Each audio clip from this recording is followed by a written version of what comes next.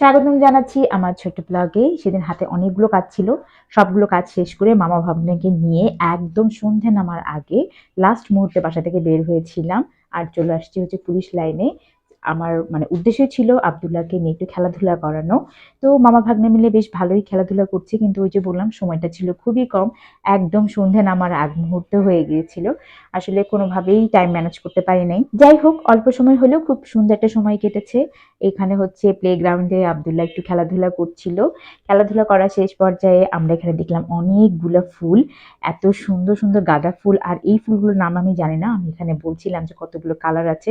এখানে আমি ৪ টা কালার দেখেছি। প্রত্যেকটা ফুল এত সুন্দর ছিল কালারগুলো। আর ওই যে উপরে ছিল এটাকে কি বলে বাগানবিলাস ফুল বলে সম্ভবত। এটাও খুবই সুন্দর একদম ঝাঁক বেঁধেছিল। তো এই ফুলগুলো দেখে আমি দৌড়ে চলে আসছিলাম। ফুলগুলো দেখে একদম মন ভরে গেছে।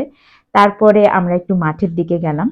আব্দুল্লাহ যাতে একটু দৌড়াদৌড়ি করে। আসলে ঢাকা শহরে খোলামেলা মাঠ পাওয়া সেটা আসলে খুবই আ মানে কি বলবো? দুরূহ ব্যাপার। এরকম খোলামেলা পরিষ্কার পরিচ্ছন্ন আসলে মাঠ পাওয়াটা খুবই দুষ্কর। তো যাই হোক এখানে এসে আব্দুল্লাহ অনেকক্ষণ খেলাধুলা করল। এরপরে আমরা মোটামুটি একটু স্ট্রিট ফুড খাওয়ার জন্য চলে আসলাম মামা ভাগ্নেকে নিয়ে। খাওয়া-দাওয়া শেষ করে বাড়ি ফেরা।